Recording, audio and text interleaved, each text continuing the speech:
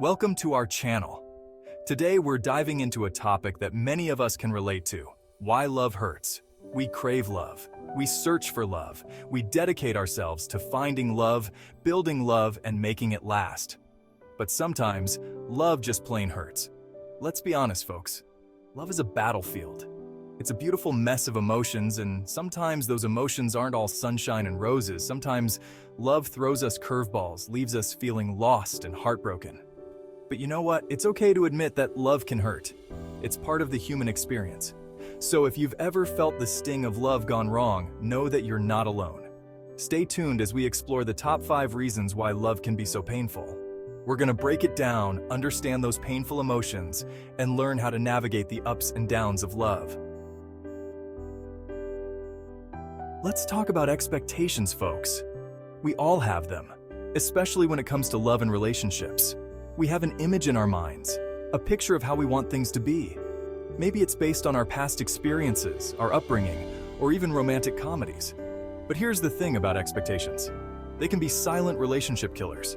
When we enter a relationship with a laundry list of expectations, we set ourselves up for disappointment. We start putting pressure on our partners to fulfill those expectations, to fit into this mold we've created. And when they inevitably fall short, because let's face it, nobody is perfect, we end up feeling hurt, resentful, and even angry. Think about it. Have you ever found yourself saying things like, if they really loved me, they would just know, or they should just be this way? That's your expectations talking. You see, expecting someone to change who they are to fit your ideal is a recipe for disaster. It creates tension, conflict, and ultimately, heartache. The key here is to communicate. Talk to your partner about your needs and expectations, but do it in a way that is open and understanding. And remember, relationships are a two-way street. Be willing to listen to your partner's needs and expectations as well. Compromise is crucial. It's about finding a middle ground, a place where both partners feel heard and respected. Because when you let go of unrealistic expectations and embrace the beauty of imperfection, that's when love has the space to grow and thrive. Don't let unmet expectations sabotage your happiness. Remember, love is about accepting each other for who you truly are, flaws and all. Let's talk about a fear that haunts many of us: the fear of rejection. This primal fear is rooted deep within us, and it can rear its ugly head in our relationships, causing anxiety, insecurity, and a whole lot of heartache. The thing about rejection is that it triggers a deep emotional wound, making us question our self-worth and desirability. When we fear rejection from our partners, we start walking on eggshells, constantly seeking validation and reassurance. We become afraid to express our true selves, to voice our opinions, or to disagree, all because we're terrified of pushing them away. This fear can manifest itself in unhealthy behaviors like jealousy, possessiveness, and even controlling behavior. But here's the truth. Trying to control someone will only push them further away. Love thrives on freedom and trust. When you constantly live in fear of rejection, you create a self-fulfilling prophecy. Your fear becomes a barrier, preventing you from experiencing the true intimacy and connection you crave. So how do you overcome this fear? It starts with building your self-esteem. Recognize your own worth, independent of your relationship status. Embrace your strengths, acknowledge your weaknesses, and work on becoming the best version of yourself. When you believe in yourself, you radiate confidence, and that's attractive. Remember, vulnerability is not a weakness, it's a strength. Allow yourself to be open and honest with your partner, even if it means risking rejection. True love is about accepting each other fully, flaws and all. Don't let the fear of rejection hold you back from experiencing the beauty of a genuine connection. Chapter 3.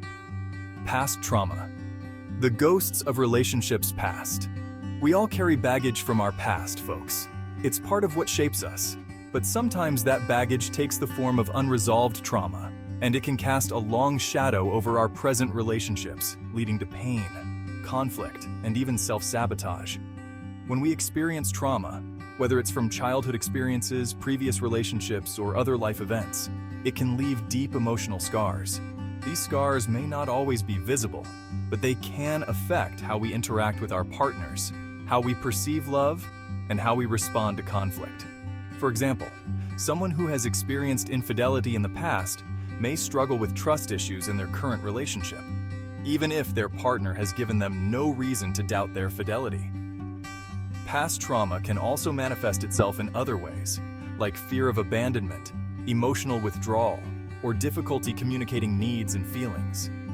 It's like these past experiences create a blueprint in our minds, influencing our behavior and reactions in ways we may not even be aware of. The important thing to remember is that you are not broken.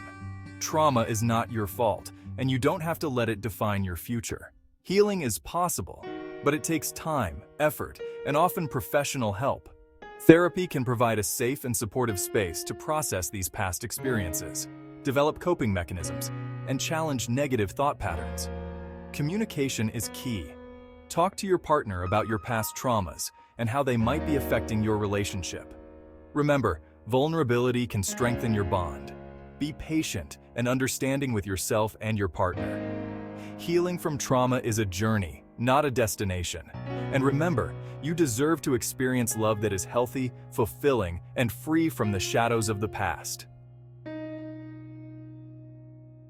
Chapter 4. Miscommunication. When words get lost in translation. You know, folks, we often underestimate the power of communication in relationships. We assume that our partners should just know what we're thinking or feeling, but that's a recipe for disaster. Miscommunication is like a termite infestation. It slowly eats away at the foundation of a relationship, leading to misunderstandings, resentment, and eventually, heartbreak. We all communicate differently. Some of us are more direct, while others tend to be more subtle. Some express themselves verbally, while others rely more on nonverbal cues. The problem arises when we don't recognize these differences and fail to bridge the communication gap. Think about it. Have you ever been frustrated because your partner didn't seem to understand what you were trying to say? Or maybe you felt completely blindsided by their reaction to something you said or did. These are classic signs of miscommunication at play. The good news is that effective communication is a skill that can be learned and improved upon. It starts with active listening. Really pay attention to what your partner is saying, both verbally and non-verbally. Ask clarifying questions, and repeat back what you've heard to ensure you're both on the same page. Don't shy away from difficult conversations. Sweeping issues under the rug will only make them fester and grow. Create a safe and respectful space where you can both express your thoughts and feelings openly and honestly. Remember, communication is not about winning an argument. It's about understanding each other's perspectives and finding common ground. When you prioritize clear and compassionate communication, you build a stronger, more resilient bond. So folks, make the effort to truly hear each other, to speak your truths with kindness, and to never underestimate the power of a heartfelt conversation. Chapter 5. Loss and Grief. The heartbreak of letting go. Loss is an inevitable part of life, folks. It's a painful truth that we all have to face at some point. And when it comes to love, loss can be particularly devastating. Whether it's the end of a relationship, the death of a partner, or even the loss of a shared dream, the pain of grief can be overwhelming. Grief is not a linear process. There's no right or wrong way to grieve, and it can manifest itself in many ways. Sadness, anger, guilt, confusion, loneliness. It can feel like you're on an emotional roller coaster, with highs and lows that can catch you off guard. One of the most important things to remember during times of loss is to allow yourself to feel your emotions fully. Don't try to suppress your grief or pretend that you're okay when you're not. Give yourself permission to cry, to scream, to talk about your pain, or to simply sit in silence. Reach out for support. Talk to trusted friends, family members, a therapist, or a support group. Sharing your grief with others can help you feel less alone and can provide a sense of comfort and understanding. Remember, healing takes time. Be patient with yourself and don't put pressure on yourself to get over it by a certain deadline. Grief is a testament to the love you shared. It's a reminder of the impact that person had on your life. As you navigate the journey of grief, focus on honoring the memories you created together. Remember the laughter, the joy, and the love that you experienced. And as you begin to heal, you'll find that you're able to carry those memories with you, not with pain and sorrow, but with gratitude and love. Loss may leave a void in your life, but it doesn't have to define your future. You are stronger than you think, and you will love again. Outro: Finding hope after heartbreak. Thank you for watching. We've covered a lot of ground today, folks, from unmet expectations to the pain of loss. Love can be a roller coaster of emotions, but remember, even in the midst of heartache, there is always hope. If you found this video helpful, don't forget to like, comment, and subscribe for more content on relationships and personal growth. And remember, you're not alone on this journey. We're all in this together.